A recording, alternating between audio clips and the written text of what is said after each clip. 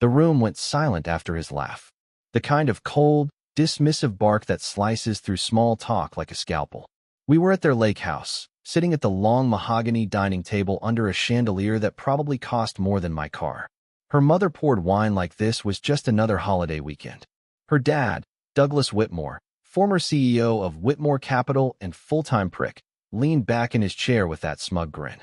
"Don't count on inheriting anything from us," he said, swirling his drink like he enjoyed saying it. Everyone laughed. Her brothers, Mitchell and Greg, both finance clones with identical haircuts and tailored blazers. Her Aunt Margaret, high on pills and Pinot. Even Olivia, my wife, chuckled quietly, like it wasn't a message meant for me. I didn't flinch. I didn't look away. I just smiled. "Good," I said, slow, clear. "Because I already know where your inheritance is actually coming from." And then I went back to cutting my steak. The laughter stopped. Even the silverware froze. Douglas's glass hovered midair, his lips curling like he'd just heard a fart in church. He wasn't used to anyone talking back, especially not me, the scholarship kid from Queens who married his daughter. Let me back up. I met Olivia at Columbia. She was pre-law. I was a data science major tutoring in the library for cash. She booked me for a stats session, then another. Before long, we were spending more time talking than studying.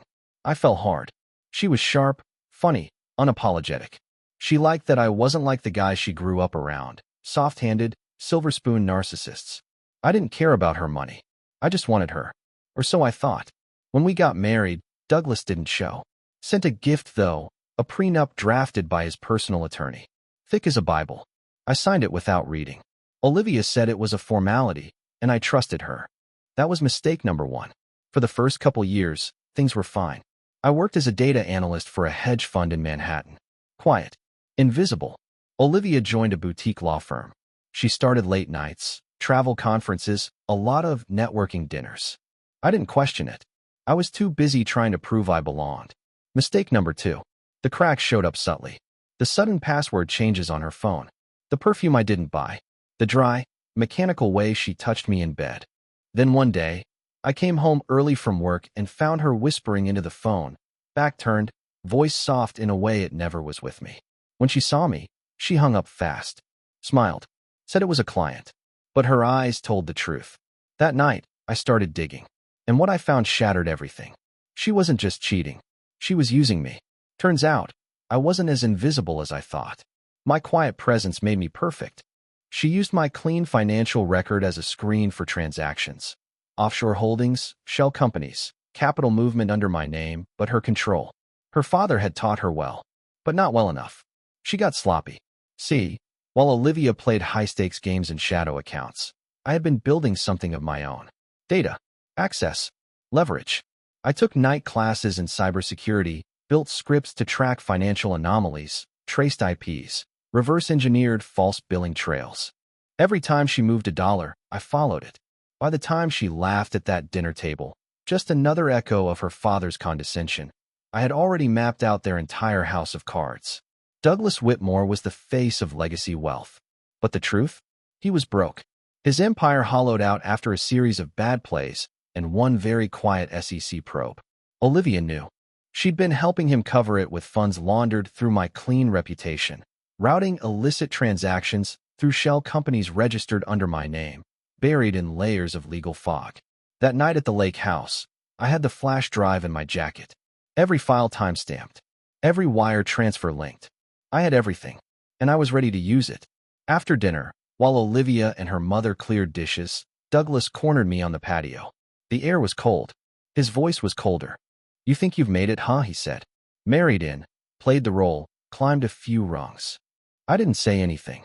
He stepped closer. "But you're nothing without us. Just a placeholder until Olivia finds someone real." I reached into my pocket and handed him a sealed envelope. No words. Just walked away.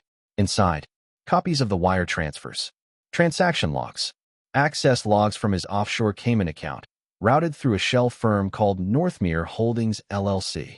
Owner on record? Me. The trap was already set. What Douglas didn't know, what Olivia never suspected, was that 6 months earlier, I'd flipped the script.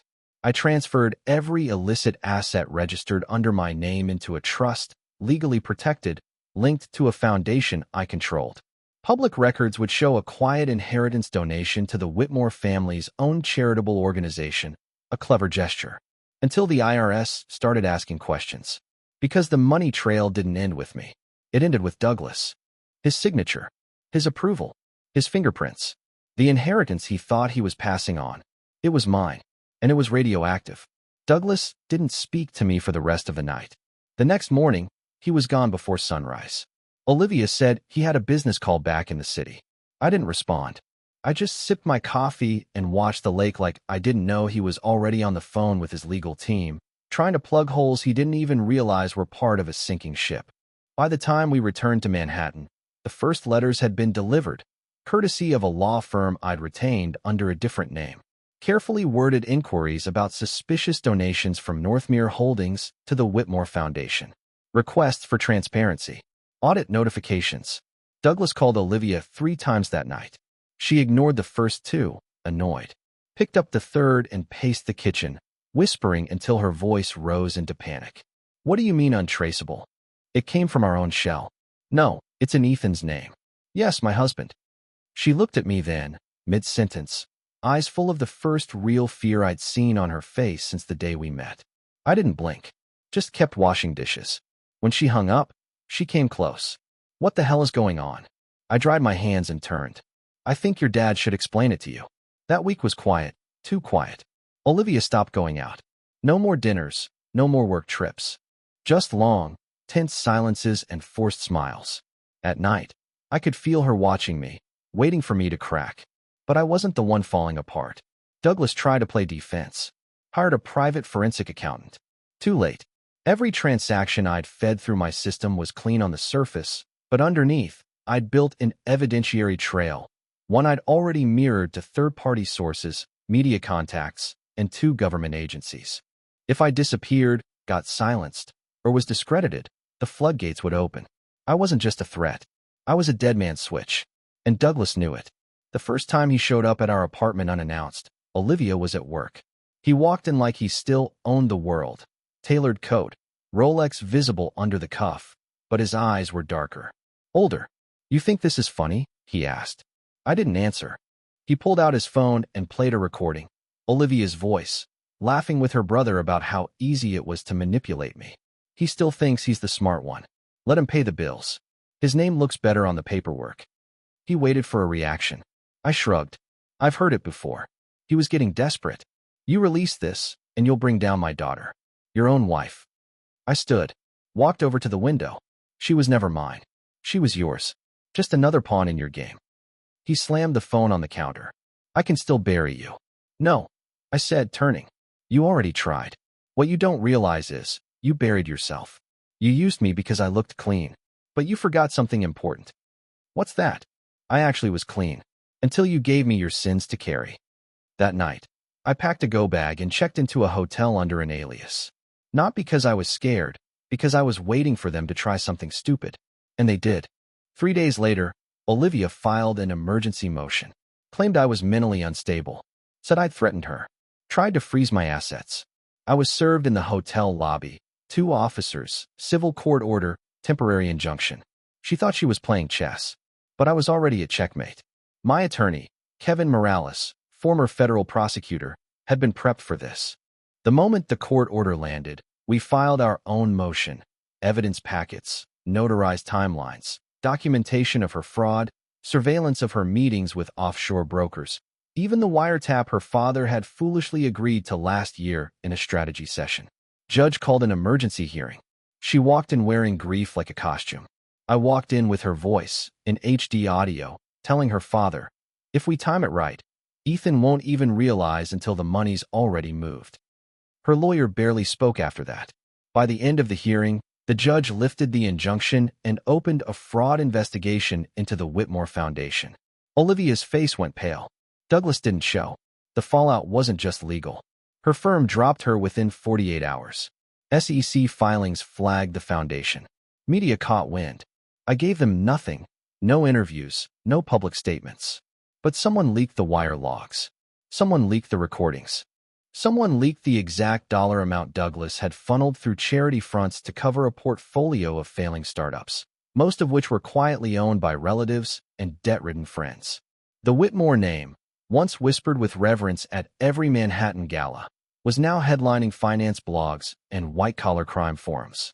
Douglas tried to spin it, blamed me, said I manipulated his daughter, faked the records, sabotaged their name out of resentment. He did one interview, half-slurred and furious. Didn't realize the outlet was owned by one of my holdings. His words never aired.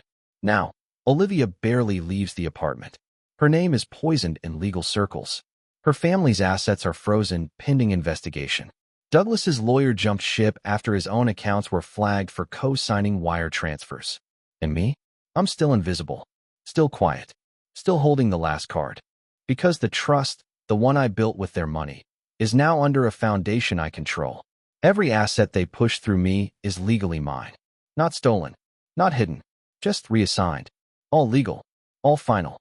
And when this is all over, I'll send Douglas a gift, a framed photo of the trust statement. Signed, notarized mine. I sent the photo by courier. No note. Just a glossy 8 by 10 of the trust document with my signature at the bottom and Douglas's name listed under original benefactor. The delivery was confirmed at 9:42 a.m. By 10:15, he tried calling me 3 times. I didn't pick up. His empire was gone. And what little remained, the downtown condo, the antique car collection, even the private equity shares, were all flagged, locked, or leveraged to creditors. He finally answered to the one reality he'd spent decades dodging. You can't outrun paper trails forever. Not when someone's quietly laying breadcrumbs behind every deal you thought you buried. Olivia moved out 2 weeks after the hearing. She didn't even look at me as she passed through the lobby, sunglasses hiding what I assume was a mix of shame and whatever scraps of pride she had left. I didn't say goodbye. She left behind a few dresses, a cracked perfume bottle, and a Cartier watch I'd bought her on our 2nd anniversary. I dropped them all in a donation box the next morning. Her lawyer reached out once, asked for an amicable resolution, maybe a clean break settlement. I let my attorney respond. The prenup stands. All assets are separate. She leaves with what she brought in, which, financially, was nothing, and legally, less than that. By the end of that quarter, the Whitmore Foundation had formally collapsed. IRS opened their own inquiry. 2 other family members were subpoenaed. Mitchell, Olivia's brother, tried to get ahead of it with a press release. Claimed the family was unfairly targeted by a disgruntled ex. That disgruntled ex now controls 6 shell companies that used to belong to Douglas's personal portfolio, quietly purchased through intermediaries during the chaos. Acquired debt, picked up defaulted collateral, flipped holdings one by one. Every time they looked up, another piece of their legacy wasn't theirs anymore. No lawsuits came. They couldn't risk what discovery would reveal. People ask me sometimes how I stayed so calm, so patient. The truth? It wasn't about revenge. It was about clarity. They taught me that power isn't about who screams loudest. It's about who understands silence, who can sit in a room full of predators and leave without a scratch, because while they were snarling, you were building exits, quietly locking doors behind them. In the months that followed, I left New York, bought property out west, a place with no name and a long gravel driveway. I don't go to galas. I don't wear tailored suits anymore. But the bank doesn't care what I wear. The numbers stay the same. I still see Olivia's name in the news sometimes. Smaller stories, legal commentaries where she's quoted like someone trying to remain relevant. I let her have that. Relevance is cheap. Power is permanent. And Douglas? Last I heard, he lives in a rental house upstate, drives a pre-owned Lexus, runs a podcast about rebuilding after financial betrayal. I've never listened. I don't need to. He already told the world everything they needed to know. He just didn't realize I was the one who gave him the microphone.